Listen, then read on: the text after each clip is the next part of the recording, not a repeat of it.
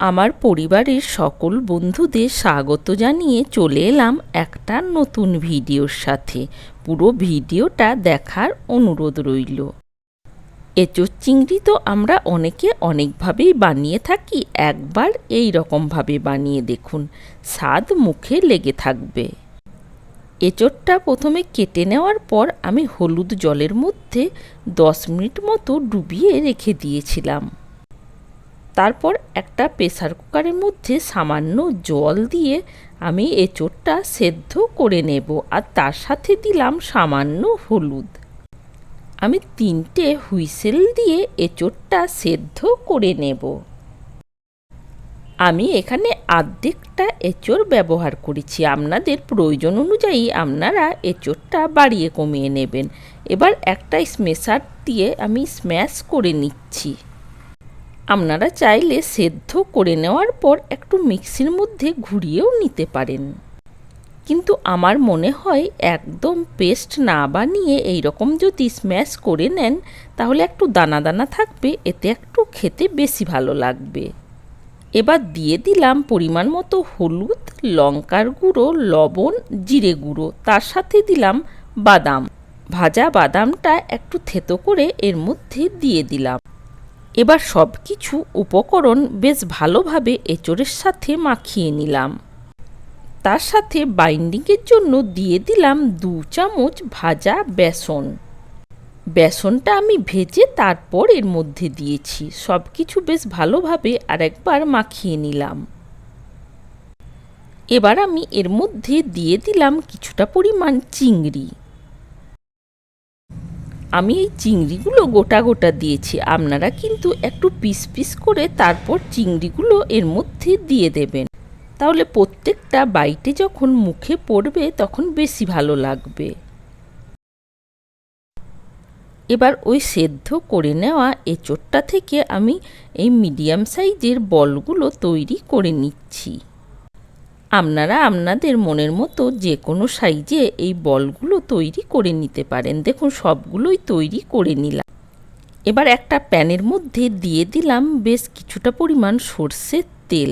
তেলটা বেশ ভালোভাবে প্যানের মধ্যে ছড়িয়ে নিলাম।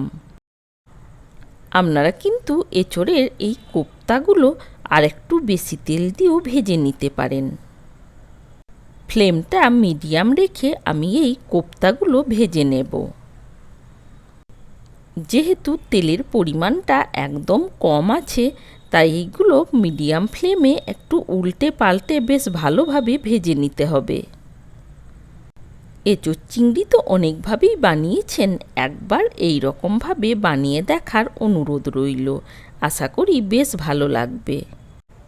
আর যদি এই রকমভাবে বানিয়ে থাকেন কেমন হয়েছিল জানাতে ভুলবেন না। প্রত্যেকটা কোপ্তায় আমি উল্টে পাল্টে বেশ ভালোভাবে ভেজে নিয়েছি। এবার এগুলো প্যান থেকে তুলে নিচ্ছি, তারপর বাকিগুলো আমি একইভাবে ভেজে নেব। এবার ওই প্যানের মধ্যেই দিয়ে দিলাম সামান্য সর্ষের তেল।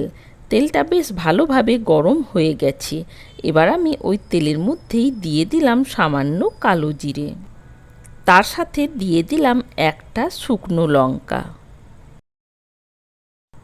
এবার দিয়ে দিলাম অর্ধেকটা গ্রেট করে নেওয়া পেঁয়াজ। আপনারা চাইলে পেঁয়াজের পেস্টও এর মধ্যে দিতে পারেন। আর দিয়ে দিলাম 1 চামচ আদা আর রসুনের পেস্ট। 1.5 মিনিট মতো বেশ ভালোভাবে একটু নাড়াচাড়া করে নেওয়ার পর দিয়ে দিলাম একটা টমেটোর পেস্ট। দিলাম মিক্সির বাটি ধোয়া জল। এবার টমেটোর পেস্টটা দিয়ে আমি 1-1.5 মিনিট বেশ ভালোভাবে কষিয়ে নেওয়ার পর আমি দিয়ে দেব এর মধ্যে সব মশলাগুলো।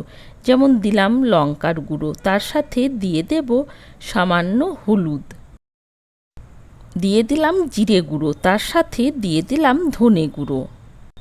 প্রত্যেকটা মশলার পরিমাণ একদম কম দিয়েছি, আর দিলাম সামান্য লবণ। এই গরমে যত তেল মশলাটা কম খাওয়া যায় শরীরের জন্য ততটাই ভালো। এবার বেশ কিছুক্ষণ সময় নিয়ে আমি মশলাটা কষিয়ে নেব। মশলাটা 4 মিনিট মতো কষিয়ে নেওয়ার পর এর মধ্যে দিয়ে দিলাম 4 পিস কাজু আমি হাফ কাপ টক দইয়ের মধ্যে দিয়ে পেস্ট বানিয়ে নিয়েছিলাম, ওই পেস্টটা এর মধ্যে দিয়ে দিলাম। এবার এই মশলাটার সাথেও বেশ ভালোভাবে একটু নাড়াচাড়া করে কষিয়ে নেব। তার সাথে দিয়ে দিলাম সামান্য কিছু কসুরি মেথি। আরও 2-3 মিনিট মতো বেশ ভালোভাবে মশলাটা কষিয়ে নিয়েছি। দেখুন, দেখেই বুঝতে পারছেন মশলাটা বেশ ভালোভাবে কষানো হয়ে গেছে। আমি এই রেসিপির মধ্যে আলু ব্যবহার করিনি, আপনারা চাইলে একটা আলুও দিতে পারেন। এবার দিয়ে দিলাম পরিমাণ মতো জল। জলের পরিমাণটা একটু বেশি দিলাম, যেহেতু কোপ্তাগুলো একটু জলটা শোক করবে, তাই জলের পরিমাণটা একটু বেশি দিতে হবে। এবার কিছুক্ষণের জন্য ঢাকা দিয়ে আমি গ্রেভিটা ফুটিয়ে নিলাম। 2-3 মিনিট মতো গ্রেভিটা ফুটিয়ে নেওয়ার পর ঢাকাটা খুলে নিলাম।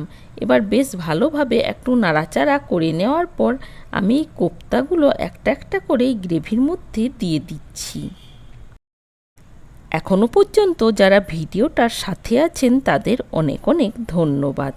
প্রত্যেকটা কোপ্তায় গ্রেভির মধ্যে দিয়ে একটু বেশ ভালোভাবে নাড়াচাড়া করে আমি এটা 2 মিনিটের জন্য একবার ঢাকা দিয়ে দিলাম। 2 মিনিট পর ঢাকাটা খুলে নিচ্ছি। ওপর থেকে ছড়িয়ে দিলাম একটা স্পেশাল মশলা, সামান্য কসুরি মেথি আর মৌরি আমি ড্রাই রোস্ট করে তারপর গুঁড়ো করে নিয়েছি, ওই মশলাটা এর মধ্যে দিয়ে দিলাম। আজকে চিংড়ি মাছ দিয়ে এঁচোড়ের কোপ্তা আপনাদের কেমন লেগেছে কমেন্ট করে জানানোর অনুরোধ রইল।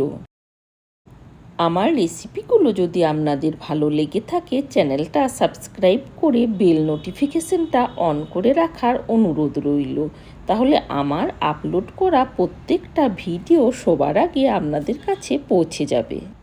ভালো থাকবেন, সুস্থ থাকবেন।